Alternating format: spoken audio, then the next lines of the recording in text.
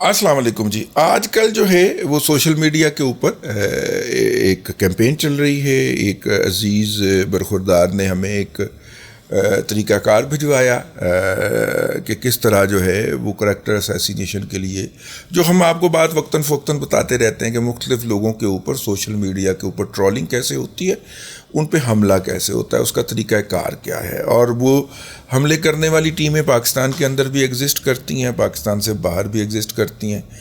पाकिस्तान के अंदर वाली टीमें जो हैं वो ज़रा सस्ती हैं, बैरून मुल्क वाली टीमें जो हैं वो ज़रा महंगी हैं। और एक व्हाट्सएप ग्रुप बनाया जाता है जिसमें उन लोगों को डाला जाता है, उनको बताया जाता है कि आपके फॉलोअर जो हैं वो अगर 3.5 लाख हैं तो आपको एक ट्वीट का कितना मिलेगा, और अगर आपके जो फॉलोअर्स हैं वो 20,000 हैं तो आपको एक ट्वीट का कितना मिलेगा इस हैशटैग के साथ करने का।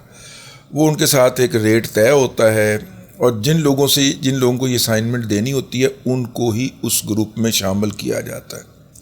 फिर उसके बाद जो है वो उन लोगों को टाइमिंग और हैशटैग बताया जाता है, वो उस टाइम के ऊपर ट्वीट्स करना शुरू करते हैं और वो ट्रेंड जो है वो टॉप पे पहुंच जाता है। जिस तरह के आजकल अफ़गान महाजरीन को पाकिस्तान से निकालने के हवाले से ट्विटर के ऊपर भी, फेसबुक के ऊपर भी जो सरगर्मियां हो रही हैं वो सारी की सारी पेड सरगर्मियां हैं। मोर देन 90% कह लें पेड सरगर्मियां हैं, और उनके अंदर जो है वो ऐसे ऐसे ख़वातीन व हज़रात नज़र आ रहे हैं। पीटीआई का उनका बैकग्राउंड है, अदरवाइज़ उन्हें इस इशू से कोई मसला नहीं है, लेकिन चूँकि पीटीआई का बैकग्राउंड है तो इसलिए वो जो है वो पीटीआई का बैकग्राउंड नहीं है, बिकाऊ होने का है।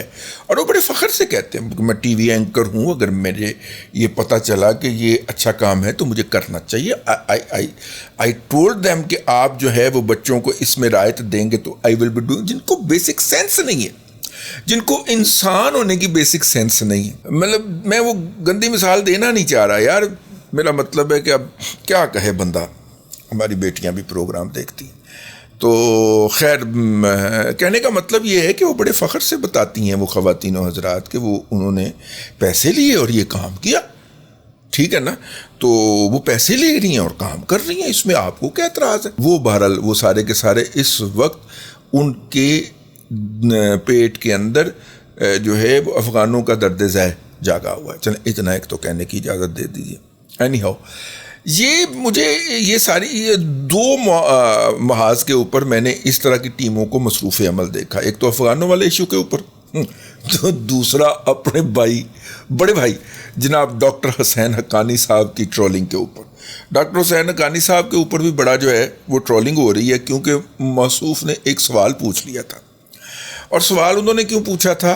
कल जब सुप्रीम कोर्ट के अंदर जनाब अबसार आलम हैदर साहब ने हैदरी काम किया उन्होंने, ऐसे कमाल, जो बोझ मियां नवाज शरीफ नहीं उठा सका, ठीक है, जो आसफ अली जरदारी नहीं उठा सका, कि नाम लै दियो किहड़े किहड़े जरनैल तंग करते सन, ठीक है ना, नाम लै दियो, तो जो वो बोझ नहीं ना उठा सके वो मेरे शहजादे अबसार आलम ने बोझ उठा लिया। उन्होंने कहा ए फैज़ हमीद है गासा जे, ए फलाना है गासा जे, एटम गाना है गासा जे, ले आओ।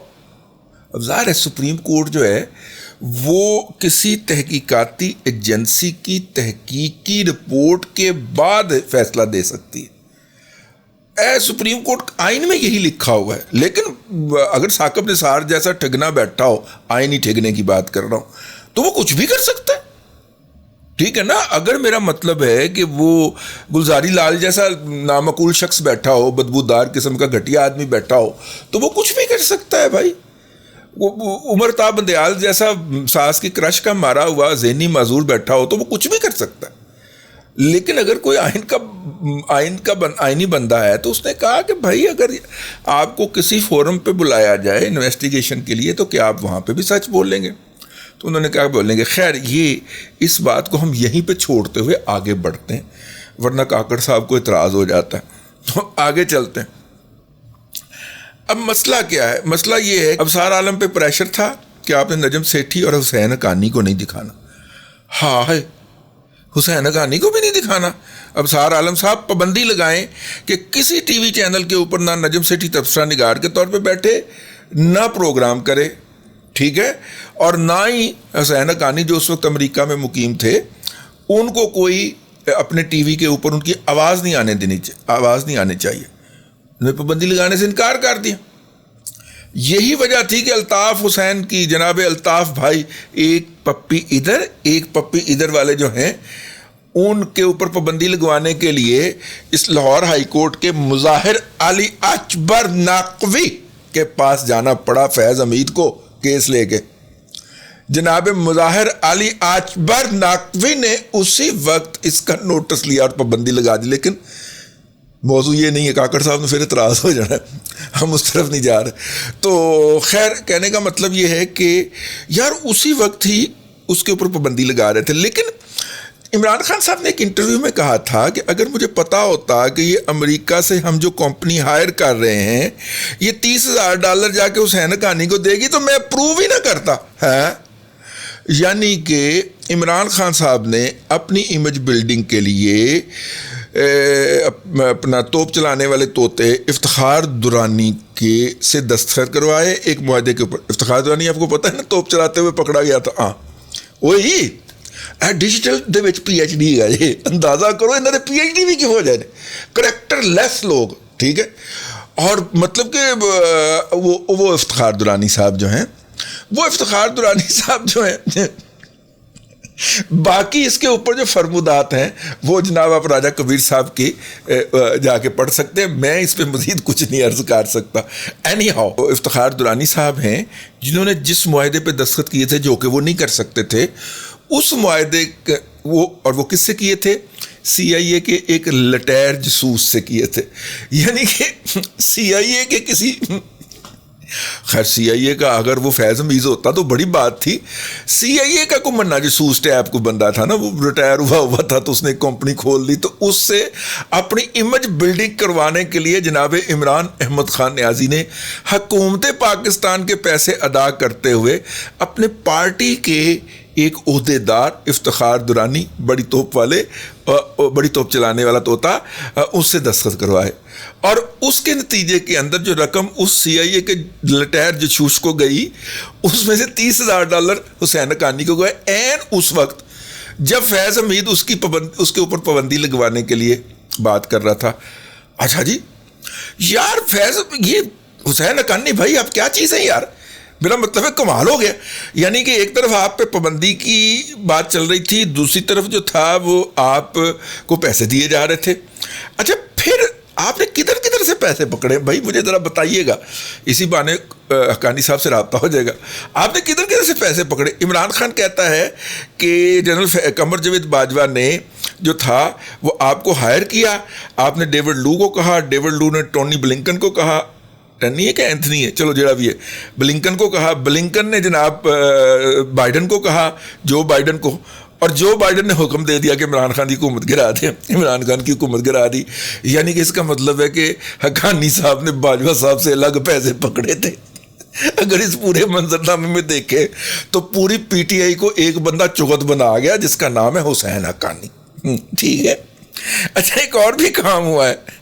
حسین حقانی صاحب جو تھے ان کی خدمات جناب نواز شریف صاحب نے بھی حاصل کی, اور نواز شریف صاحب نے امریکیوں کے ساتھ اپنے تعلقات بحال کیے, اور نواز شریف نے حسین حقانی کو کہا کہ عمران خان کی حکومت گرا دو, اور حسین حقانی نے ڈیوڈ لو, وہ کہہ رہا تھی لو, اس کو کہا, لو نے جناب بلنکن کو کہا, بلنکن نہیں. حد ہے یار. اور مزے کی بات یہ ہے کہ اس ساری بکواسیات واہیات کو یوتھیم مانتے ہیں, اور مانتے بھی نہیں بلکہ اس کے اوپر ناچتے ہیں. ٹھیک ہے. بہرحال یہ اپنی جگہ کے اوپر ایک رہے گا. تو دوسری جو ٹرولنگ ہو رہی ہے آج کل سوشل میڈیا کے اوپر, اور اس کی امامت اس ٹرولنگ کی فرما رہے ہیں وہ جنہاں دی دادی ساگ پکدا چھڈ کے نہیں آئی سی, آہو ویاں پنڈاں دے پتر جڑے نے, آہو سمجھ گئے ہو میں کی ٹانٹ کیتی ہے, تسی ہسنا ہے. تسی ویاں پنڈاں دا منڈا جڑا ہے اپنا وظیفہ اپنے اسٹوڈنٹ کو بگا کے شادی کرنے والا, آہو وہ شہباز گل, وہ شہباز 3 یونیورسٹیوں سے ایک ہی الزام میں نکالا گیا بیچارے کی چوتھی اٹیمپٹ کامیاب بھی تو ہو سکتی ہے نا یار.